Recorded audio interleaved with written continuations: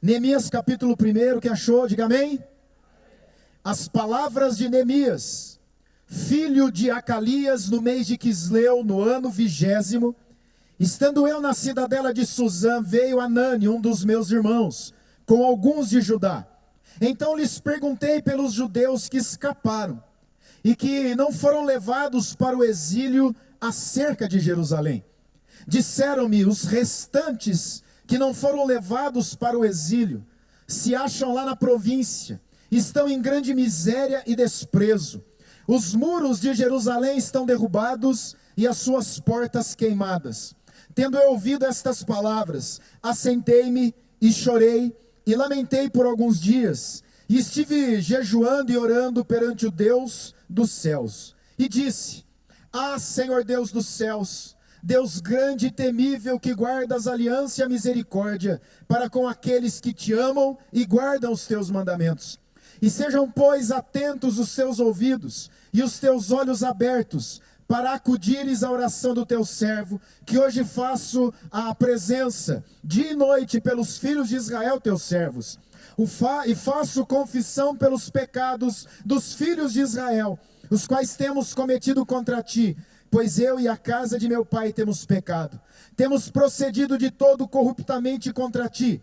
Não temos guardado os mandamentos, nem os estatutos, nem os juízos que ordenastes a Moisés teu servo. Lembra-te da palavra que ordenaste a Moisés teu servo, dizendo: se transgredirdes, eu vos espalharei por entre os povos. Mas se vos converterdes a mim, e guardardes os meus mandamentos, e os cumprirdes, então, ainda que os vossos rejeitados estejam pelas extremidades do céu, de lá os ajuntarei, e os trarei para o lugar que tenho escolhido, para ali fazer habitar o meu nome. Estes ainda são os teus servos, e o teu povo que resgataste com teu poder, e com a tua mão poderosa. Ah, Senhor, estejam, pois, atentos os teus ouvidos à oração do teu servo, e a dos teus servos que se agradam de temer o teu nome. Concede que seja bem sucedido hoje o teu servo, e dá-lhe mercê perante este homem. Nesse tempo eu era copeiro do rei. Amém. Feche os seus olhos e repita comigo: Senhor Deus, eu te agradeço pelo privilégio de estar na tua casa, louvando e bendizendo o teu nome, e recebendo a instrução da tua palavra. Desde já eu recebo para a minha vida, para a minha família, esta palavra como tua palavra, e esta palavra prosperará em minha vida, em minha família e nesta igreja. Oro assim, em nome de Jesus. Amém. Queridos, o texto de Neemias, ele é muito especial. Eu não sei se você sabe, mas na Bíblia hebraica, Esdras e Neemias, eles compõem um único livro. E Neemias, e juntamente com Esdras, eles são os responsáveis pela reconstrução da cidade de Jerusalém. Esdras é responsável para ir a Jerusalém, e ele leva duas porções, duas levas para Jerusalém, regressando do cativeiro babilônico. Neemias, ele regressa numa terceira leva com o último grupo, e ele é muito importante. Enquanto Esdras é levantado para reconstruir a lei de Deus no coração do povo, Neemias volta para reconstruir a proteção, da cidade, as muralhas de Jerusalém. Era uma obra difícil, era uma obra complicada. Logo que ele se propõe a realizar essa obra, os inimigos se levantam, e a Bíblia fala que eles tiveram tanto zelo, que em 52 dias, eles reconstruíram os muros de Jerusalém. O que nessa noite eu queria compartilhar com você, é uma palavra que Deus colocou ao meu coração. Nós estamos em tempo de reconstrução. Hoje nós estamos num pleito eleitoral, daqui a pouco nós saberemos aquele que governará né, a nação pelos próximos anos, os governantes que estarão aí nos estados também tendo o seu trabalho, e há todo um contexto de reconstrução. E eu queria hoje olhar para a luz desse texto e tentar também pensar a respeito das nossas vidas, a respeito das nossas famílias, no que diz respeito a isso. E o que eu fico maravilhado, e hoje eu quero ser bem objetivo, é que todo início de um milagre que veio acontecer, ele se deu porque Neemias teve coragem de fazer uma única pergunta. Toda a reconstrução das muralhas de Jerusalém, elas só foram possíveis porque Neemias teve coragem de fazer uma pergunta. A Bíblia fala que num determinado momento, seu irmão e alguns homens de Judá, eles chegam na cidadela de Suzã. Eles viajaram perto de 1.600 quilômetros. E eles andando, ou no lombo de um animal, eles percorreram todo esse caminho.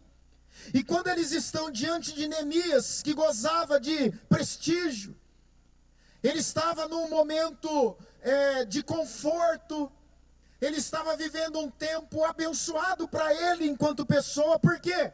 Porque nós lemos aí no último versículo que ele era copeiro do rei. E o copeiro do rei era uma pessoa importante e era uma pessoa de confiança. Era ele quem provava primeiro, né, a bebida, o alimento, para depois o rei provar.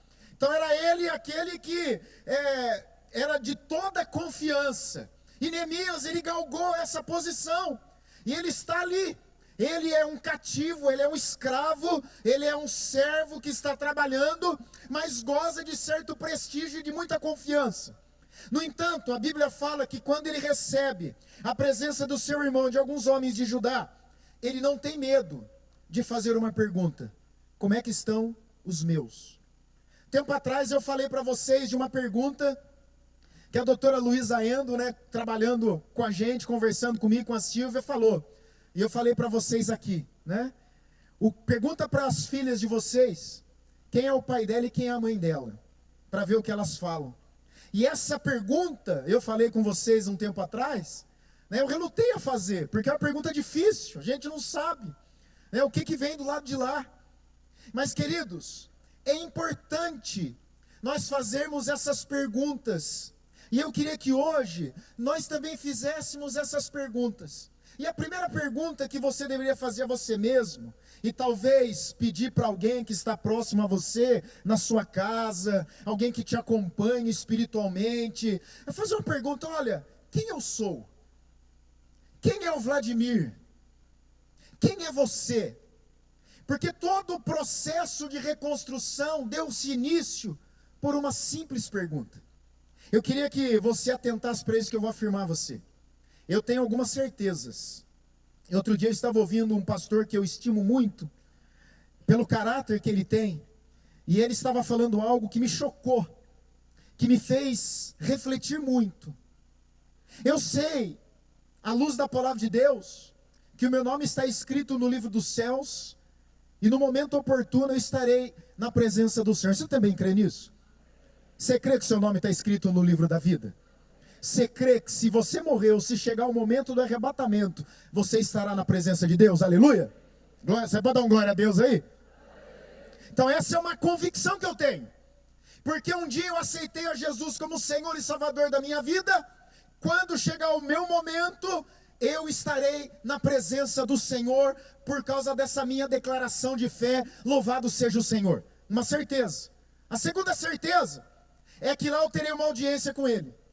Eu verei face a face. Eu o conhecerei plenamente, assim como plenamente Ele me conhece. Eu verei as suas mãos cravejadas, o seu lado cravejado.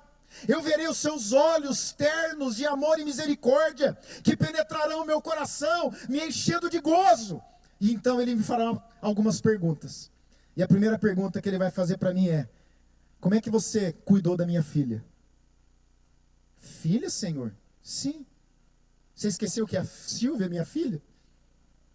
Como é que você tratou da minha filha? Como é que você cuidou? Quando você tirou ela da casa da dona Bete, tinha que ser. Lógico que ele vai fazer alguma brincadeirinha com ela também, tenho certeza.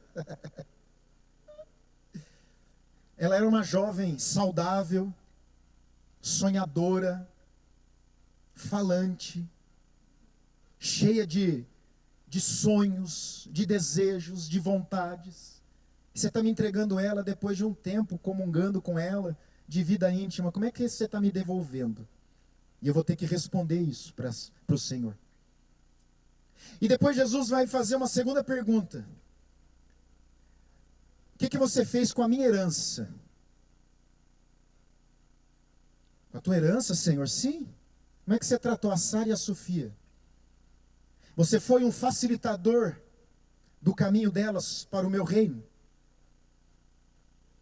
Quando a Sara e a Sofia via você pregando e via você lá na sua casa, despido, né, de vestes, e ali no interior da intimidade da sua casa, você era o mesmo homem que pregava na minha igreja?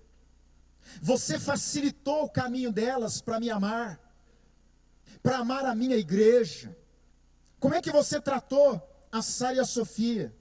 Você investiu na vida delas com presença? Ou você tentou substituir presença por presentes? Eu vou ter que responder isso para o Senhor. E depois, para mim, ele vai fazer uma terceira pergunta. Mas eu sei que para você, ele também fará essa pergunta. O que é que você fez com a minha noiva, pastor Vladimir? Eu confiei uma porção da minha noiva para você. O que é que você trouxe de mensagem, de estudos? Como você falou da minha noiva? Como você cuidou da minha noiva? Você, através do seu ministério, ataviou a minha noiva. E isso, meu irmão e minha irmã, ele também, essas perguntas, eu tenho certeza que ele fará para você. Você que é casado, você deverá responder pela sua esposa. Como é que você tratou ela? Pelo seu esposo, como é que você tratou ele? Se você tem filhos, ele vai falar o que você fez com a minha herança. Quando ele olhou para você, para a sua vida, logo eles se apaixonaram pelo Senhor e pela igreja do Senhor. E muito embora você não sendo pastor ou pastora, você também vai ter que responder o que é que você fez com a noiva de Cristo. Como você também cuidou da igreja. Porque toda vez que você fala mal da igreja, lá no interior da sua casa, em vez de você estar ataviando a sua noiva, você está manchando a noiva. E você um dia vai ter que dar essa resposta àquele que comprou a noiva, não é para mim. Um dia você vai estar diante de Jesus, respondendo o que você fez com o seu cônjuge, o que você fez com seus filhos e o que você fez com a igreja de Cristo. E eu aprendo que eu só terei condição de responder lá na eternidade, se hoje eu tiver coragem de perguntar, aqui e agora: Silvia, quem é o Vladimir para você? Como eu estou te tratando? Sara e Sofia, já fiz essas perguntas para ela, eu estou melhorando no meu... Você lembra disso, né? Em nome de Jesus. Ainda não fui liberto totalmente, não. De vez em quando esse negócio vem, a hora que eu faço, eu já fiz. E aí eu fico olhando o retrovisor, torcendo para ninguém ter percebido. Você lembra, né, que eu estou falando? Perguntei para a Sara, lógico, ela falou que eu não tenho defeito nenhum, sou o melhor pai do mundo, porque ele é um doce. Aí eu perguntei para a Sofia, ela já deu aquela risadinha, fez a covinha aqui. Falou: pai, ó, só tem um negócio, aquele negócio lá que você faz toda hora. Quando você está descontente, me irrita, me enerva. E eu tenho trabalhado isso. Mas, queridos, Neemias, ele tem coragem de perguntar como estão os seus. Mesmo que a resposta que veio do lado de lá o fizesse chorar, ele teve coragem de perguntar. E porque ele teve coragem de perguntar, um processo de restauração e de reconstrução e de renovação e de bênção aconteceu na vida deles. Eu queria que você perguntasse hoje para você, tentasse responder essa pergunta: como está a sua vida espiritual? Como está a sua vida espiritual, irmãos? Como está o seu relacionamento com Deus? Como está o seu relacionamento com a sua esposa, com a sua família? Como está a sua família? Se hoje eu perguntar para você, como anda a sua família? Como anda a sua casa? Você está tratando bem a sua esposa? Você está tratando bem o seu filho? Sua esposa está tratando bem o esposo? Como anda esse relacionamento familiar? Qual será a resposta? Quando eu vi isso, eu me assentei com temor e tremor. Eu estou há 3 semanas me preparando para esse encontro de casais. E esse tempo de preparo, eu me ausentei nessas semanas muito da igreja. Eu estava em casa estudando, orando, meditando, jejuei. E refleti a respeito da minha relação conjugal, da minha relação familiar, da minha relação com Deus. E veio um temor e um tremor. Antes do encontro, eu não sabia nem o tema do encontro. E o tema era esse: reconstruindo os muros. E essa palavra, ela é fruto disso. Quando me inseriram num grupo no Zap, um grupo no Zap abençoado, me jogaram lá no grupo. E aí, logo que me jogaram, começaram a pedir foto dos casais. Porque tinha toda uma surpresa lá, tinha que mandar foto do casal e a data do casamento, né? Porque eles tinham algo que eles estavam preparando. E eu comecei a ver as fotos dos casais. Começou a me dar um desespero. Eu falei, meu Deus, só tem casal abençoado lá. Não tem nem necessidade de ter encontro de casais. Eles parecem na foto tão felizes. Na foto eles parecem tão abençoados. Na foto eles parecem que, nossa, o marido cuida tão bem da esposa. A esposa cuida tão bem do esposo que não tem nem necessidade. Aí eu comecei a pensar, Everton, deixa de ser inocente. Ninguém vai pôr uma foto brigando. Você já tirou alguma foto quando você está brigando em casa? Ninguém vai publicar isso no Facebook. Já viu alguma foto no Face? Hoje o pau quebrou em casa. E aí a gente começa a ver, né, que a gente vive num mundo de faz de conta. Porque quando eu preguei a respeito do perdão nesse encontro de casais, você viu que, se você tivesse lá para ver o que aconteceu. O mover de Deus, o quebrantamento. Casais de cabeça branquinha chegarem para mim depois e falaram, pastor, obrigado por essa palavra. Obrigado, pastor, porque eu fui perceber. Meu casamento não está tão ruim, não, ele está bom, mas ele pode melhorar. Outros que vieram falar, meu Deus, a coisa estava terrível. Que eles vão parar de fazer de conta. Neemias, ele experimentou a ação sobrenatural de Deus, porque ele teve coragem para perguntar sobre a realidade. Se a gente andasse um pouquinho mais para frente, no capítulo de número 2, quando ele chega lá em Jerusalém, eu vou citar para você, à noite, ele chega e ele convida poucos homens, à noite, ele não fala o que ele quer, ele chama alguns caras ali, vem cá, ele monta num cavalo, e ele sai andando em Jerusalém, passa pelas portas, que nós lemos aqui que estavam queimadas, ele olha as rachaduras no muro, o muro está quebrado, ele começa a ver a miséria, ele começa a ver a destruição, e ele fica ali, ele dá esse passeio por todo a muralha ali, depois volta para casa, ele não fala para ninguém. O que ele está querendo fazer? Ele é um cara corajoso, que ele quer ver a realidade, porque nós só seremos abençoados, e o nosso lar só será abençoado, quando nós formos corajosos o suficientes para perguntar, como está minha casa? Porque a casa de muitos está ruindo, e a aparência é de que está tudo bem. O inimigo, ele odeia a sua família, ele odeia, e o intuito dele é destruir a sua família. Enquanto você ficar fazendo de conta que está tudo bem, ele levará vantagem sobre ela. E qual é o intuito do inimigo? Separar os casais. Porque a resposta que veio de Neemias foi essa. Olha, quem ficou lá? Alguns ficaram, outros escaparam. Então famílias foram separadas. E essa é a estratégia do diabo. Separar os casais, as esposas dos esposos. Você sabe que, segundo o IBGE, o fenômeno aconteceu com a família? Menos casamentos e mais divórcio. Hoje se casa menos. E os casamentos que ainda existem estão se desmanchando. Por quê? A estratégia do inimigo é separar a esposa do esposo. Olha só, ele vai. Você sabe que a primeira leva, quando eles saíram escravos para a Babilônia, eles levaram os jovens.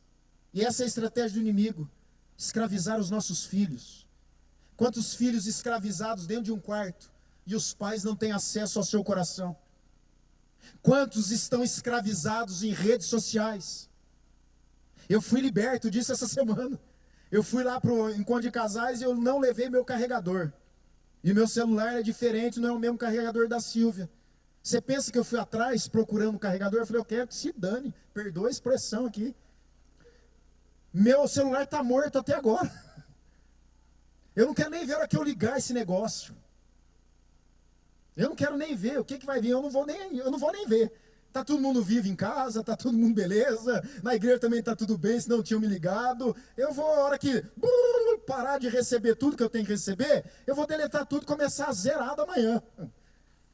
Mas quantos estão escravizados? Quantos são cativos e não estão percebendo? Essa é a estratégia do inimigo: separar os casais, escravizar os filhos e enviar o quê? A miséria. Olha só, a Bíblia fala: o restante que não foi levado para o exílio, se acha na província, estão em miséria e desprezo. Você conhece alguém endividado? Não precisa levantar a mão que você está endividado. A crise está tão feia que o filho pediu um pirulito para o pai deu um pirulito. E depois de um tempo o pai pergunta para o menino: menino, faz quanto tempo você está chupando pirulito? Ah, faz 5 minutos, então pode tirar o plástico agora. Pastor, minha geladeira está um verdadeiro Gênesis 1. Que isso, é nova marca? Não, pastor, Gênesis 1. Só tem luz, água e um vazio. É a crise. E é isso que o inimigo tem. Agora, a Bíblia fala que Neemias só descobriu a real situação dos seus quando ele fez uma pergunta. A minha oração nessa noite é que a gente tenha coragem o suficiente para fazer uma autoavaliação da minha vida espiritual, da minha vida familiar, no nome do Senhor Jesus. Todo milagre aconteceu por causa de uma simples pergunta. Agora, olha que coisa interessante. A Bíblia fala que Neemias, depois de fazer a pergunta, ele tenta descobrir a causa de tamanha destruição. E queridos, sabe por que nós sofremos e não vemos resultados? Porque a gente só lida com o efeito.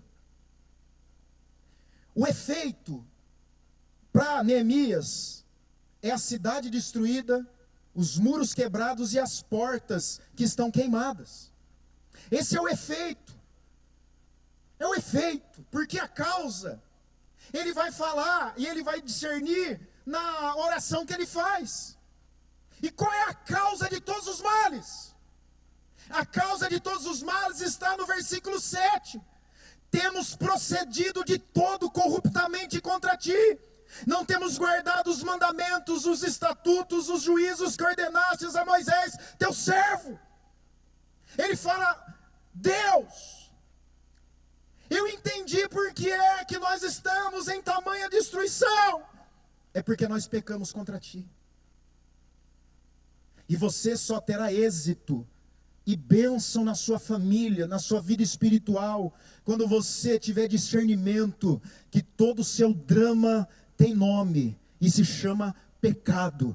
O pecado destrói as vidas. O pecado destrói as famílias, o pecado destrói a igreja, o pecado destrói você, querido irmão, querida irmã. Que nessa noite você pare de lidar com o efeito e comece a tratar a causa. A causa sempre será o pecado, porque é o pecado que gera morte, o pecado gera destruição, e às vezes a gente fica preocupado com o efeito, e Jesus nos ensina isso. Numa determinada situação, ele está no barco com os discípulos, e começa a água a ficar agitada, o mar ficar agitado, e eles estão com medo de naufragar, e Jesus está ali tranquilo, descansando, até que eles despertam Jesus. Jesus se levanta, e o que é que Jesus faz? Mar, aquieta-te! O que era o mar? Era o efeito, as águas estavam agitadas, e ele não parou por aí, e ele diz: vento, cala-te. O vento era a causa. O mar só estava agitado por causa do vento. E meu irmão, às vezes a gente está lutando contra os efeitos, lutando contra as consequências, e nessa noite Deus está dizendo: pergunta para Ele, qual é a origem da causa de você estar assim, porque sabe a razão de nós vivermos o que muitas vezes nós vivemos? Nós nos desviamos do plano original de Deus, querendo viver a nossa vida do jeito que a gente acha que deve ser vivida. E eu já disse isso aqui e volto a repetir: você não se pertence, você não pode viver a vida do jeito que você quer. Você é um homem de Deus, foi comprado e lavado pelo sangue de Jesus Cristo. Você não pertence a você mesmo, você é dele, para a glória e louvor do nome do Senhor. E se você é dele, você não vive do seu jeito, você não faz o que o seu nariz acha que deve fazer. Você está aqui para viver à luz dos princípios de Deus e desfrutar todo o bem que Deus tem para você. Louvado seja o nome do Senhor. Todas as vezes que nós tentarmos viver a vida do jeito que nós desejamos, longe do desejo do coração de Deus, nós iremos sofrer. Que você tome cuidado. Sabe qual é a causa das nossas mazelas? É o pecado. Que nessa noite você tenha coragem de descobrir se há um pecado rondando a sua vida, e que você possa se libertar dele nessa noite, em nome de Jesus de Nazaré. Porque quando você está destruído, quando a sua família está destruída, o nome de Deus está sendo envergonhado. Você sabia que no Oriente Antigo, quando o muro era destruído, porque eles não precisavam quebrar os muros, mas eles faziam questão de quebrar os muros, porque muro é sinal de proteção. E quando o muro estava destruído, era como se o Deus que se invocava dentro daquela cidade também estava destruído. Então, quando Jerusalém teve os seus muros destruídos, o inimigo sambou geral, dizendo: olha só, cadê o Deus de Israel? Onde é que está o Deus de Israel? O Deus de Israel foi envergonhado. Quando sua família não vai bem, Deus é envergonhado. Quando seu relacionamento conjugal não vai bem, Deus é envergonhado. Quando a sua relação com os filhos não vai bem, Deus é envergonhado. Quando você não vai bem na sua própria vida espiritual, na sua relação com a igreja, o nome do Senhor é envergonhado. Que nessa noite o nome do diabo seja envergonhado, porque nós iremos buscar a causa das nossas mazelas, que é o pecado, confessaremos e abandonaremos, e estaremos preparados para a reconstrução que Deus quer fazer na nossa vida, na nossa casa. Louvado seja o nome do Senhor. E depois que a gente se depara com a realidade, o que a gente deve fazer? Neemias perguntou, Neemias discerniu a causa, e a Bíblia fala que Neemias se assentou, chorou e lamentou. E para mim, esse assentar-se, chorar e lamentar, é a forma corporal, é a expressão de alguém que está inconformado, de alguém que está indignado com a realidade que está vendo, de alguém que não se conforma com o que está experimentando. E eu não sei se você sabe, mas quem não se incomoda, se acomoda. Quem não se incomoda, se acomoda. Se você vê a situação feia na sua casa e começar a fazer vistas grossas, se você não se conformar com um relacionamento seco, estéril, familiar, onde tudo tinha que ser ali um oásis, um lugar de bênção, de vida, de alegria, não é. Se você se acomodar nisso, se você não se inconformar com isso, você terá a tendência de se ajustar. Você terá a tendência de se acomodar com a situação. E vida que me leva. Nessa noite Deus está dizendo: onde é que estão os Jairos? Os Jairos são aqueles que, quando identificam um problema em casa, a morte rondando, a doença, a enfermidade na família, ele sai correndo a despeito da posição que tem e vai ao encontro de Jesus para mudar a situação, porque ele não está conformado com aquilo. Deus está dizendo hoje à noite: onde é que estão os Davis? Que quando chega na sua cidade que está destruída e queimada, as esposas raptadas, os filhos escravizados, os bens levados, chora até não ter mais força. Até quando você vai viver um relacionamento conjugal frio, seco, distante, e vai achar que é assim mesmo? Deus está dizendo: não é assim. Eu tenho delícias para você em sua casa. Louvado seja o nome do Senhor. Falta choro na nossa relação conjugal, familiar. Falta choro. Falta o choro do inconformismo. Eu não quero me acomodar a essa situação. Eu não quero mais viver desse jeito. Porque isso cansa, irmãos. O esforço que a gente faz, cuidando do efeito, nos preparando apenas para uma acomodação, ele é caro demais.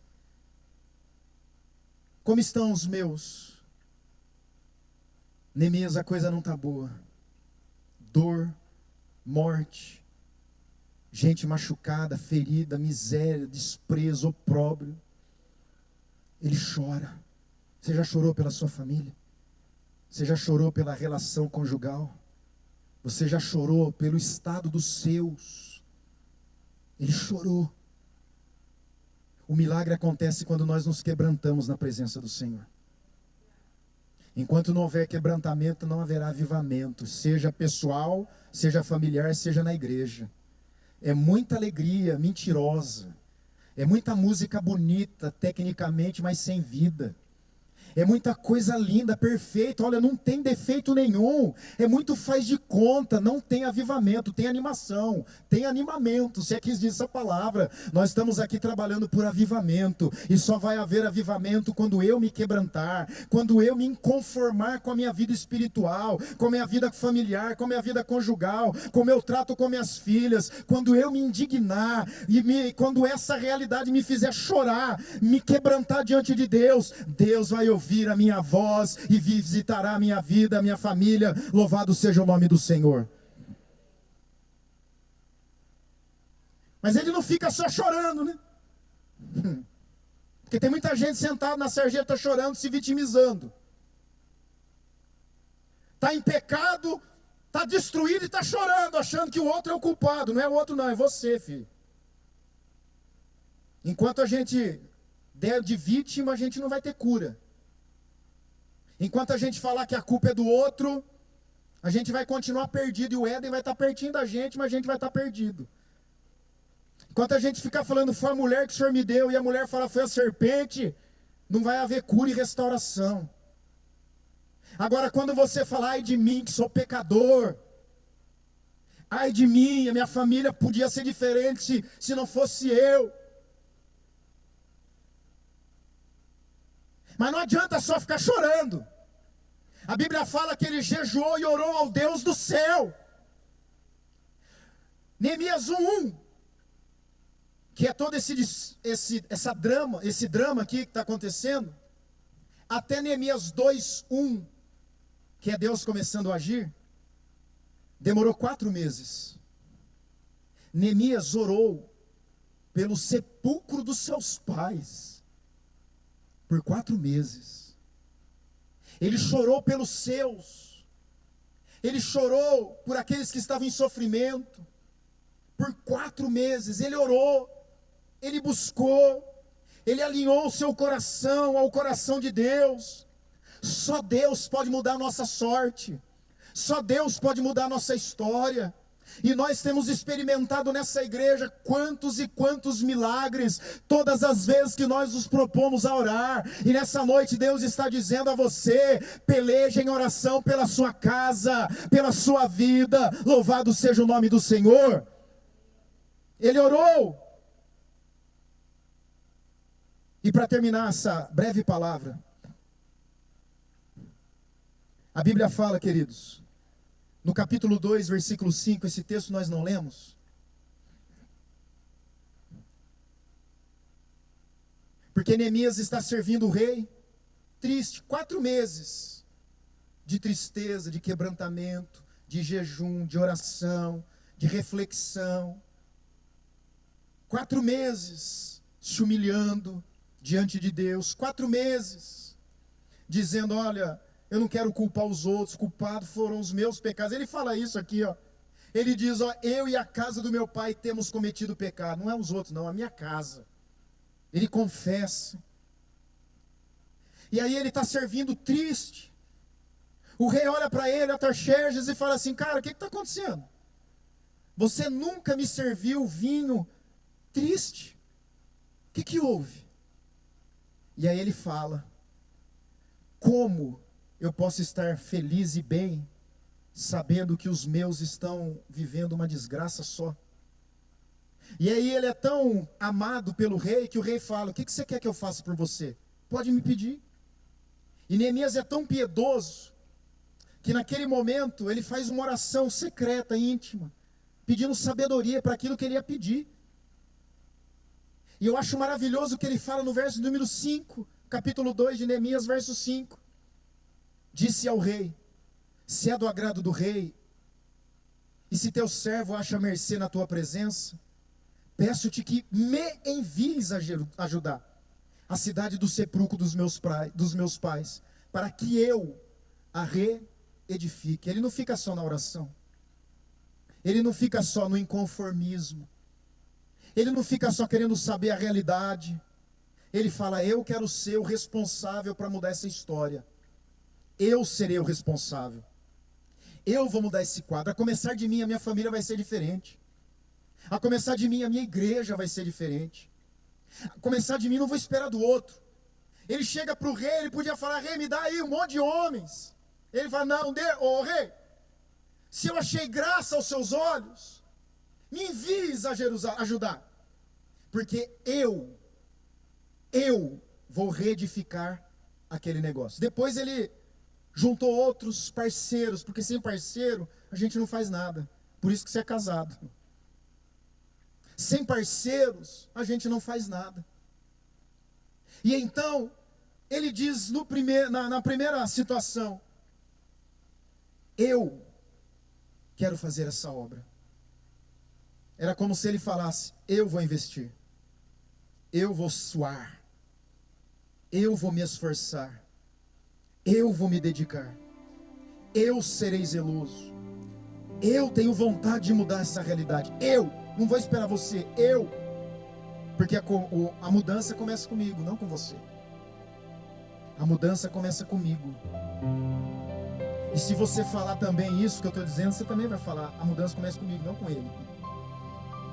Agora, o que vai acontecer se todos nós tivermos a realidade da nossa história, da nossa vida, da nossa família, da nossa condição espiritual? E se nós entendermos que o problema de tudo é o pecado, é a vida de mentira, a hipocrisia, o faz de conta, e a gente chorar e falar: Deus tem misericórdia, eu não quero isso. Deus não quer super-homens, super-mulheres. Deus quer homens e mulheres quebrantados, que conhecem as suas limitações e pedem: Deus tem misericórdia, me ajuda. Mas eu não vou esperar o outro não, Deus, conta comigo, eu vou reedificar esse negócio.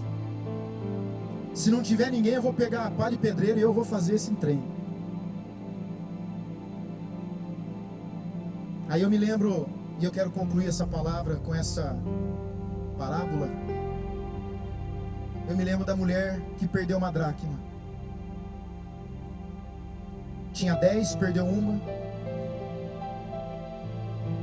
E a Bíblia fala que quando ela percebeu que tinha perdido,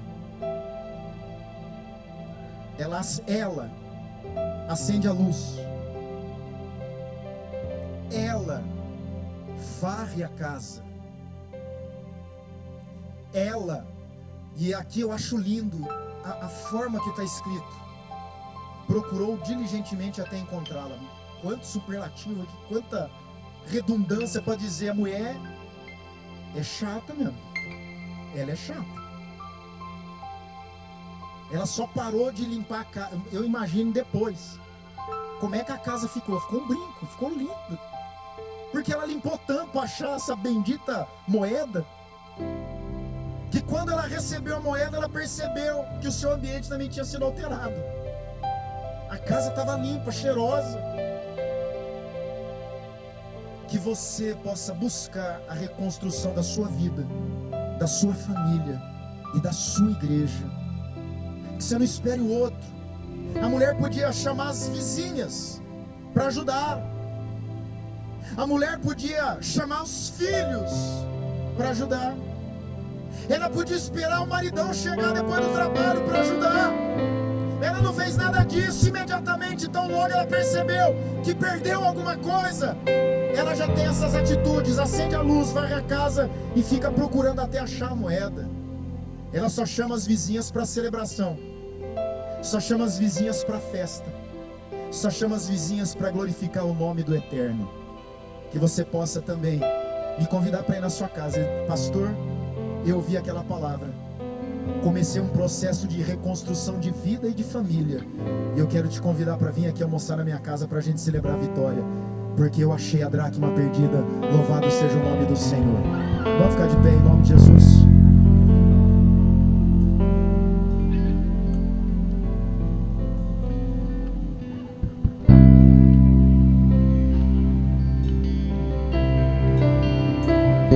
Não se acostume com a dor. Você quer ver eu ficar nervoso? É quando o crente está sofrendo e alguém chega e fala assim: porque você está incomodando o diabo, senão estava tudo bem na sua vida. Isso é outro engodo do diabo. Deus não te chamou para a dor e para o sofrimento. A dor e o sofrimento pode ser uma ferramenta de Deus para aprimoramento da sua fé, mas isso é passageiro. Deus não mandou você armar sua tenda no deserto e ficar lá para sempre. A tenda no deserto é transitória. O teu lugar é o Canaã, é a terra que mana leite e mel. Louvado seja o nome do Senhor. Se você está passando por luta, por drama, por dificuldades, não se conforme com isso. Peça para Deus a revelação da causa, não o efeito. O efeito você já está vendo. O efeito você não precisa pedir revelação, está aí, claro. Você precisa falar: Deus, qual é o meu pecado, Senhor? Deus, qual área da minha vida eu estou tentando viver independente do Senhor? E eu tenho certeza que Deus vai revelar o teu coração. Se assente, chora, lamenta, não se conforma com isso. Olha para a sua vida espiritual. Será que é isso que Deus tem para você? Olha para o seu relacionamento conjugal. Será que é isso que Deus tem para você? Olha para a sua igreja. Será que é isso que Deus tem? Ou será que nós podemos melhorar? Eu quero melhorar.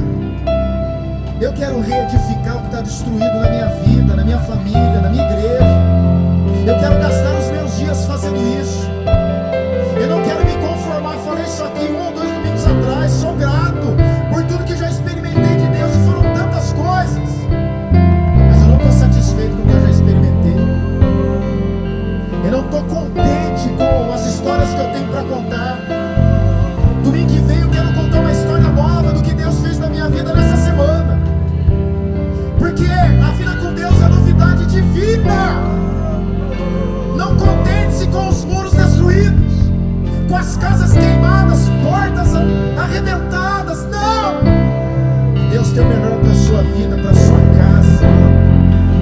Eu tenho para mim que Deus quer restaurar as nossas famílias. Todo milagre, porque Ele teve ousadia e coragem para perguntar. Você tem coragem para perguntar? Para o seu marido quem é você?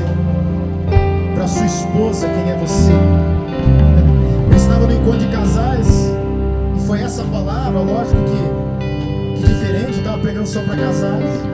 No outro dia um pastor me chamou e falou: cara do céu, na hora que você pediu para a gente ficar de frente para o outro, aguenta aí. A minha esposa fez assim. Fala. Naquele momento do culto, fala. Ela fez assim. Lá no quarto eu falo. Lá no quarto a gente vai conversar. E no outro dia eles estavam felizes. Porque a conversa foi boa, sincera, sem ofensa, falando a verdade em amor, compartilhando a vida, dizendo: o negócio tá difícil, hein? Me ajuda aí, pô. Que você possa ter essa mesma ousadia. Aliás, que você tenha coragem para perguntar e a pessoa tenha ousadia para responder, e vocês juntos tenham temor e tremor para resolver, em nome de Jesus de Nazaré. Coloca a mão no coração. Senhor, nós te louvamos pela tua palavra. Nós te louvamos, ó Deus, porque tu és um Deus de restauração, tu és um Deus de reconstrução. Desde a eternidade, tudo que o Senhor vê um caos, o Senhor reorganiza. A tua palavra diz que a terra era sem forma e vazia. O Senhor não ficou contente com isso. O Senhor começou um processo de cura da terra, dizendo: haja luz. Ah, meu Deus, em nome de Jesus, que o Senhor venha reorganizar o caos interno de cada um de nós. Que o Senhor venha reorganizar talvez o caos familiar. Vem reorganizar o caos do relacionamento conjugal. Vem relacionar o caos ministerial, Senhor, por favor, em nome de Jesus. Mas que isso seja fruto de uma pergunta sincera para o Senhor: quem é o Vladimir para ti, ó Deus? E que eu tenha humildade, que eu possa me humilhar na tua presença, quebrantado. Eu só tenho o Senhor, não há outro a quem eu possa recorrer. Ah, Senhor, vem restaurar as famílias aqui nessa noite, em nome de Jesus. Sopra um sopro de restauração. Sopra aqui o seu hálito da graça, que traz luz e ordem para a glória e louvor do teu nome, Senhor. E assim nos abençoe, em nome de Jesus de Nazaré. Eu quero abençoar você, quero abençoar a sua família, quero abençoar você enquanto homem, você enquanto mulher, você enquanto filho. Quero abençoar você enquanto servos e servas de Deus. Quero abençoar você no seu ministério. Quero te abençoar nessa noite. Deus me chamou para te abençoar, e eu não quero levar para casa a bênção que é tua. Por isso eu libero a bênção do Senhor, seja sobre a sua vida, seja sobre a sua casa, seja sobre os seus, em nome de Jesus de Nazaré. E se você sente que essa palavra é para você, se você sente a bênção de Deus te tocando, aplauda, glorifique, exalte, agradeça. Meu Deus, a reconstrução. Aleluia!